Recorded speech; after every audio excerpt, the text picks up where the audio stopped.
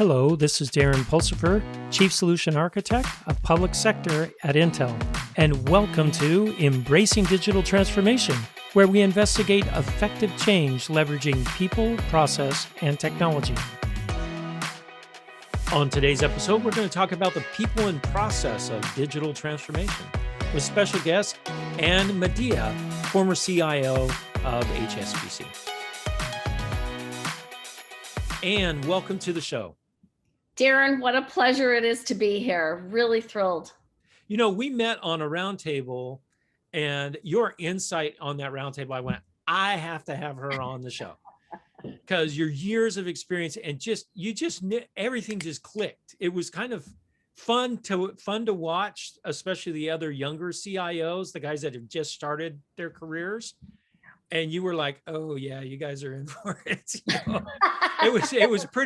It was great. And you saw lights click on their head. And I said, I have to have Ann on the show. So welcome in. Tell me a little bit about yourself, Ann. Sure, absolutely. That session was great, by the way, Darren. I agree 100%.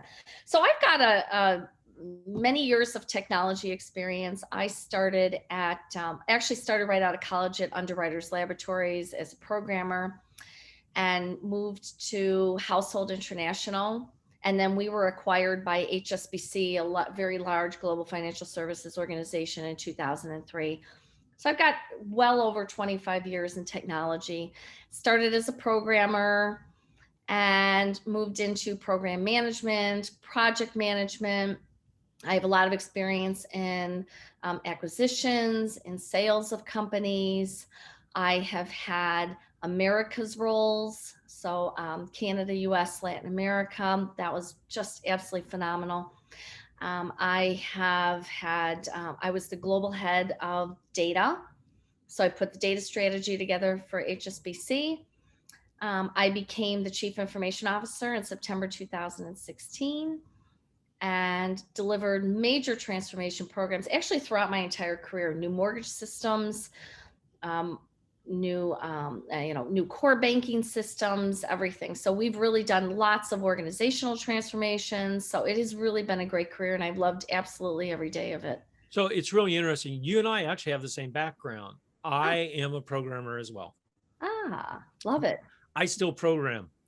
It's my way of relaxing, which is really kind of crazy.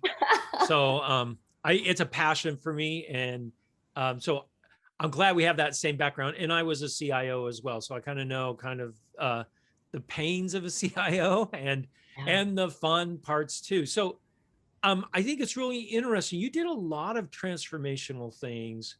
Mm-hmm. Tell me a little bit about some of the challenges you've had in some of those transformations that you did. Sure. Well, I've taken over. So a lot of times what my managers would say is, we're having a problem with this particular program or this particular transformation. So can you come in, do an assessment, see what we can do? And then most of the time I was assigned or relegated to getting that through, right? So I did a mortgage transformation program for our mortgages. And a lot of times what happens is I will come in and do an assessment first of the finances. What do we look like? Are we over budget? Are we on plan? What does that look like? Do we need to ask for more funding? I'll do an assessment of the leadership team. Do I have the right people in place? Do I have the right skill sets to be able to accomplish this? Are we on target? Are we not on target? What does the business believe? Do they know that, the status of this program? Do we understand clearly why we're doing this transformation program? What are the business objectives? What are we trying to accomplish? What's the status of the program? Are we measuring the status of this program through metrics, through KPIs? What does that look like? So that's really interesting that they already had a program established and started. Mm-hmm. But they brought you in almost kind of as almost like an internal business consultant, almost? Sure, absolutely. Yes, in a lot of cases, that's exactly what happened. Because the business, right, because we're taking a program that is business driven and business led, and we're leveraging technology to achieve those business Objectives, goals, right? Yeah, goals. objectives, Yeah. right? Business goals and objectives.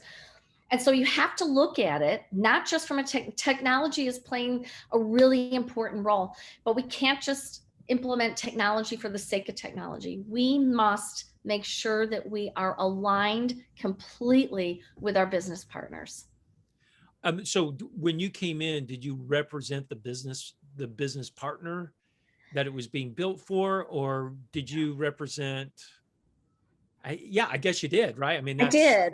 On the last transformation program I did, which ended up being almost a 5-year transformation program. I came wow. in at about 2.5, 3 years. I did. So I took over while I was the chief information officer. I took over as the program director for both the business and the technology side. And so we had to, and so what we really did is aligned each. So for example, I had 4 CIOs that reported into me. So I had 4 CIOs, each one was aligned to a business. So retail, commercial, wealth, or investment banking. And we aligned them with their business partners. So anytime we had, when we talked about a defect meeting, if we talked about releases, if we talked about the business objectives for this particular type of functionality, they would come into the meetings together and completely aligned with the same messages, with the same trying to accomplish the same thing. So they were always completely aligned, and that really worked well for me. Okay, so that's a major tip that you have right there. It sounds like when you have multiple stakeholders, to bring them in together with the product owner or the solution owner, right? Bring them in together, sit them down together and say, agree, or right? Understand. And most of it, I guess, is understanding, right? It's the solution owner understanding the needs, and also the BUs, the business units, understanding how it would work between them as well. That's what it sounds like you did. That's exactly right. And so the nice thing was when the business partners went to their senior leaders, they were giving one message. And when my CIOs were coming to me, and we were always aligned on the messages. And so that was a really big learning for me, and really for the whole team. It's amazing. You would think that would just be a normal, that business aligns, but I can tell you, when I was a CIO, that was one of the hardest things I had to do, was to get the company aligned. In fact, when I got dropped in, a very similar situation. It was a fast growing startup, and IT was going in all different directions. Yeah.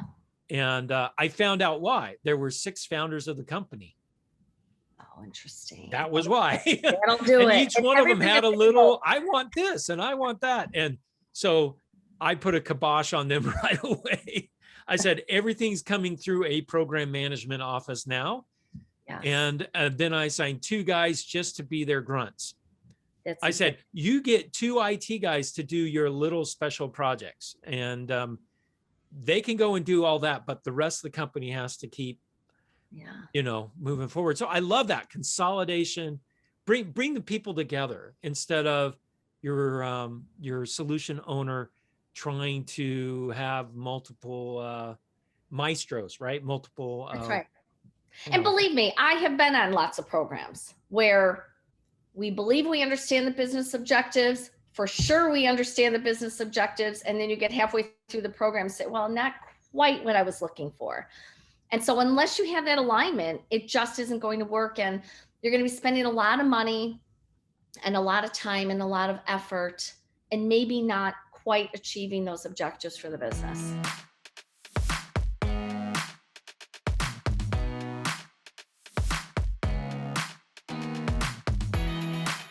Okay, so let me talk about that a little bit. The program was 5 years total. You came in at 2.5. Don't the business objectives change over time? I mean, so it wasn't just a one-time meeting, is what I'm. So how often would you guys meet to talk about the program and how it was going and shifting objectives? We had so many steering committees. We had a full sort of document with those meetings. So we had meetings at the very senior level of the organization with our global senior leaders to give the updates and provide statuses and where we really needed help. That was always the big thing. It was statuses, but I need your help for X. Gotcha. And that's when they would come in and go, great, I'm going to pick up the phone and I'm going to make that phone call. We had other less senior meetings, and then we had, the program was probably 15 different work streams. So the work streams themselves would have different meetings, how often do we meet? Multiple times a day, especially in the beginning. Oh, yeah. Multiple times a day. Yeah. And because there were different things happening. It was such a big program. It was so complex. When you do programs like replacing a core banking system or a new mobile app or a new web interface or something like that, the integration is the biggest piece of this. And so you've got even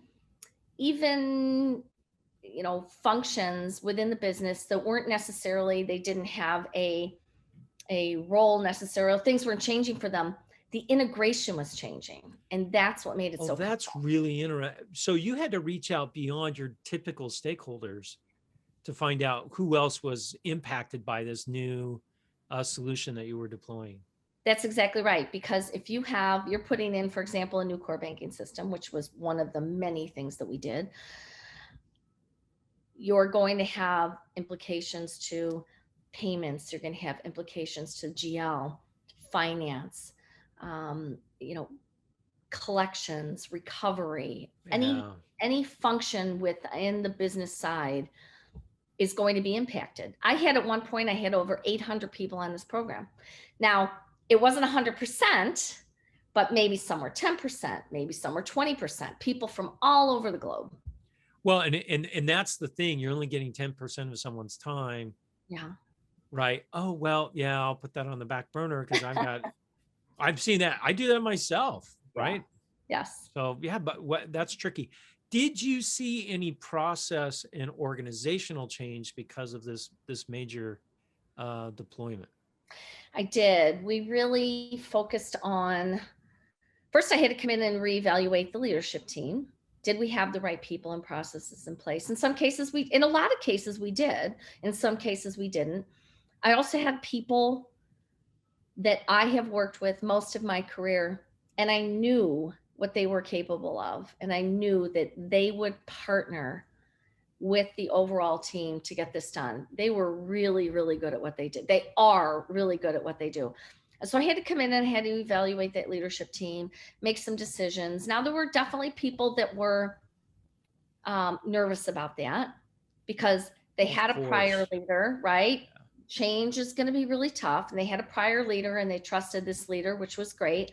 But we needed to take a fresh look at this program and what was going to work and what wasn't. And so eventually, and it took a couple of months, but eventually everybody came along because they knew our objective was to get this delivered for the business. And that's what really helped. They saw the effort that people were putting in. They said, I'm coming along on this journey. Yeah, that is really difficult when you do come in like that, right? It is. I always considered myself like a carpetbagger manager when I came into those situations, right? I'm coming in from the outside with new ideas, and I was placed there for a reason. Yes. Right. It's a difficult position to be in. But I think a lot of times though, you've got a team that has been on a program for quite a while. In this particular case, it was over 2 years. That's a long time. Yeah. It is a long time. And they aren't seeing the progress, and they're not necessarily sure that this program is going to deliver.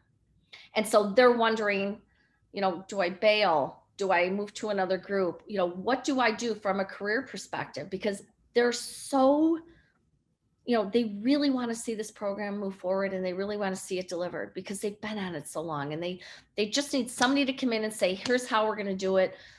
And that's what happens. That's what you have to do. You just have to come in. And something I did is I didn't sit in an office, actually sit on the floor. So every day I would sit with a different team. I would sit with the lending team. I would sit with the mobile team. I would sit with the collections team and get to know people.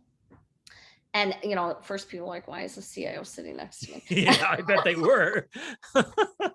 And then eventually, it just became normal. I was just on the floor. We were just having conversations, and people that may have had an issue, maybe, speaking up, that there was, here's something you really need to understand what's going on.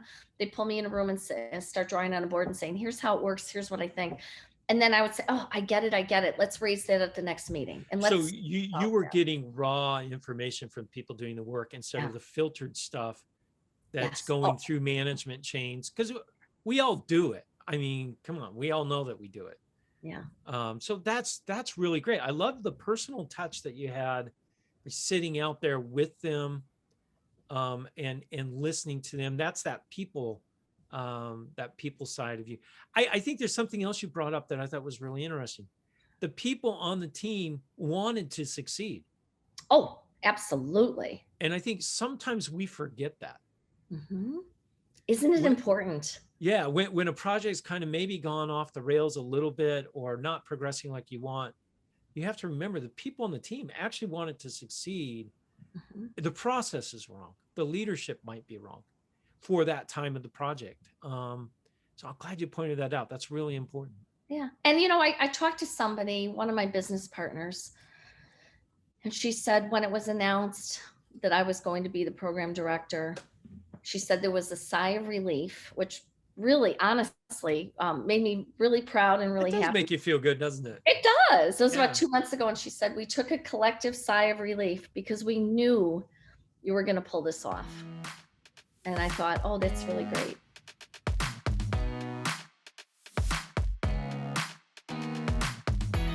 Thanks for listening to Embracing Digital Transformation today. If you liked our episode, go ahead and give us 5 stars on your favorite podcast or video streaming site. You can also find out more on embracingdigital.com. Until next time, keep moving forward and do something wonderful.